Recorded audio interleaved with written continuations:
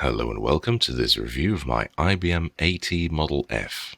This review was brought to you by you because I bought it off some of the proceeds I've made on YouTube over the last year. It was 60 something pounds and I think it was a pretty good deal for several reasons. First of all, it's a quite rare UK model with a pound sterling key here, and of course this also helped keep shipping costs down.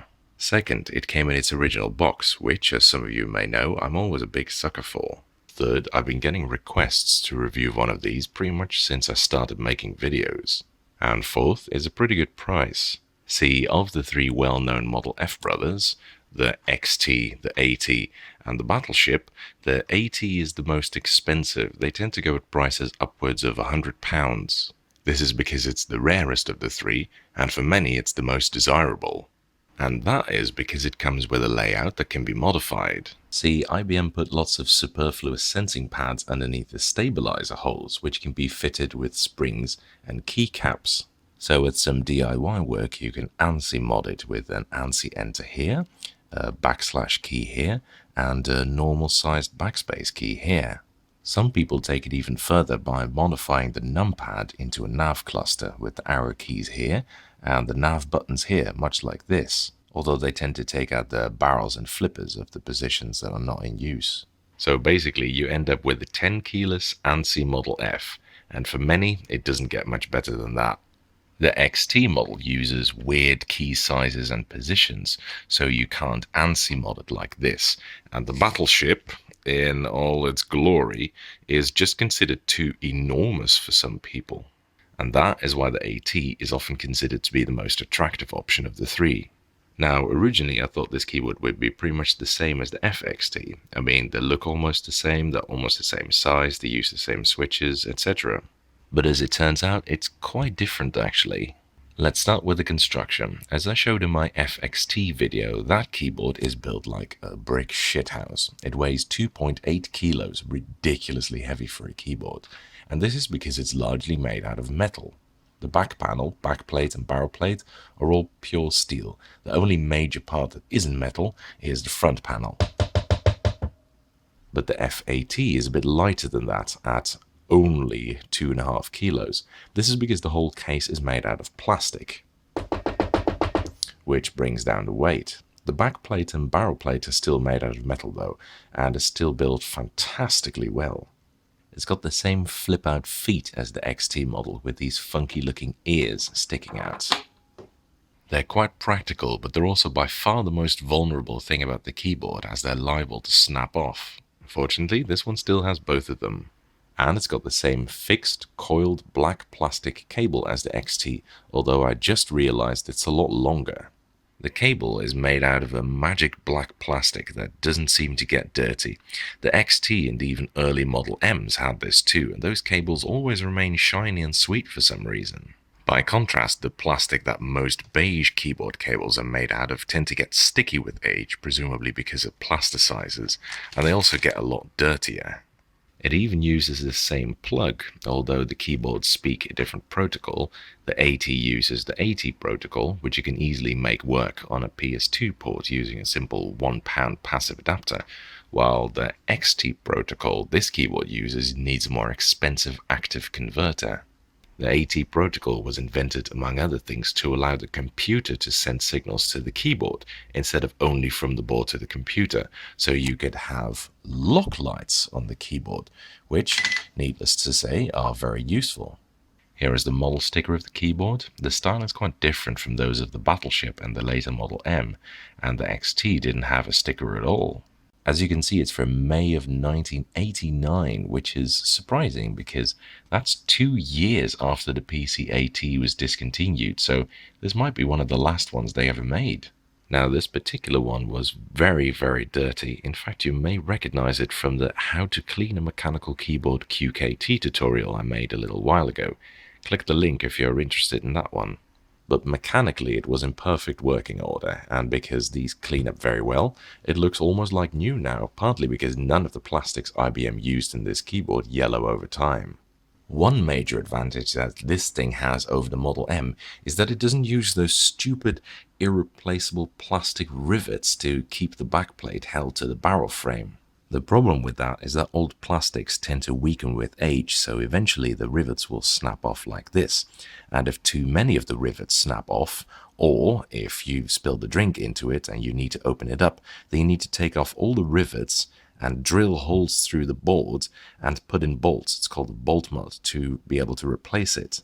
But the Model Fs don't have that. Instead of the rivets, they use these latching metal tabs, which you can lock in place after you've taken it apart, so it's relatively easy to put back together again.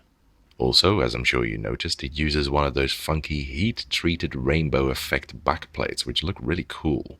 And also in the cool department, it's got this silver-colored square metal IBM badge at the top left here, like other old IBM keyboards have. Surely one of the best badges to have ever graced a keyboard. As I mentioned, the layout is quite different too. It introduced what's called, you guessed it, the AT layout. Just like all main layouts IBM used, it was first heavily criticized and then promptly adopted by absolutely everyone. The XT board also had lots of criticisms about the layout, with the buttons being in weird places and everything, but if you look at other XT boards, most of them are virtual carbon copies of this layout. Still, IBM wanted to address some of the criticisms with this redesigned AT layout, which again caught tons of flack for not being the XT layout, and then got instantly copied by everyone and their dog. When the later Model M came out, whose layout we still use to this day, it was first heavily criticized for not being the same as the AT layout, which had gathered a very loyal following at the time. But eventually it was phased out in favor of the M's layout, and the AT layout is pretty antiquated now. It's got 10 F keys to the left, just like on the XT layout, and it's got the Control, Alt, and Caps Lock positioning of keys, which some people nowadays actually really like, although I find it a bit of a hindrance during gaming. There's no nav cluster. You have to use the numlock key to toggle between numbers and nav commands, which honestly isn't as terrible as it might sound. The heavy focus on the numpad at the time is also reflected in how this stuck the escape key on it, which was used a lot during the DOS era, as was the scroll lock key, which was more relevant at the time.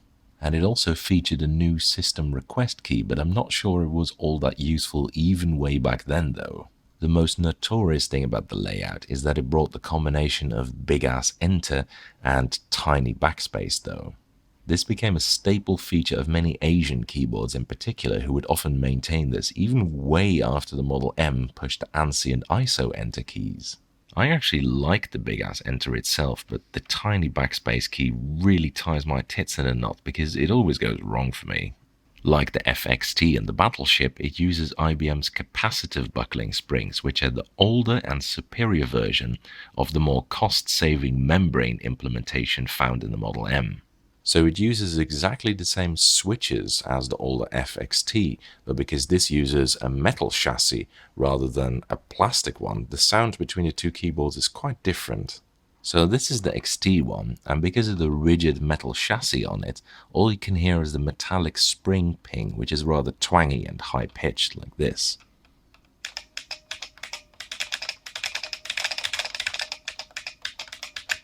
But the plastic chassis on the AT makes it sound much bassier and fuller. Here, listen to this.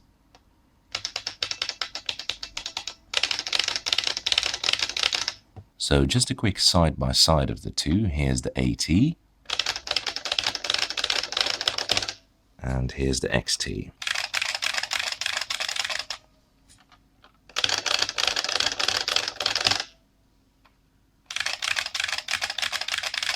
This difference is a good example of how much of an impact the chassis can have on the switch sound, as apart from the case, the switches are virtually identical. The key feel of capacitive buckling springs is absolutely amazing, by the way. I think you can't truly appreciate keyboard greatness until you've tried it at least once. It's easily one of the best switches I've ever tried.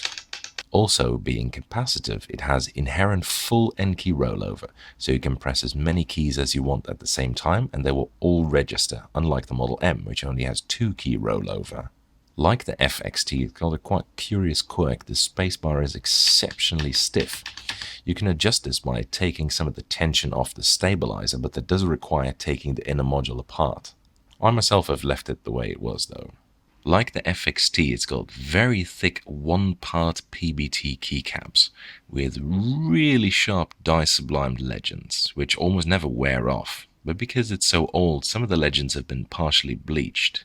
It's particularly noticeable with the top parts of the number keys, such as on this pound key here. That's not to say these keycaps aren't great though. These will wipe the floor with pretty much any sort of keycaps produced nowadays.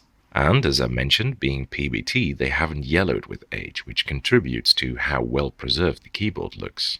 Fantastic keycaps really, there's no other word for it. So, concluding, there's a reason these are so sought after and fetch such good prices. Excellent build quality, superb switches, fantastic keycaps, and with some modifications you can even make it into a very relevant modern layout. It doesn't even require much cost or effort to adapt to modern computers, unlike the other Model Fs. And on a personal note, I also think it looks really good. The FXT just looks weird and the battleship is imposing but not elegant. This thing looks more like the Model M in a way. Elegant, timeless and classic. Nice. Anyway, that's it for this review. Thank you for watching, I hope you enjoyed it. And following is a typing demonstration of me typing on this keyboard.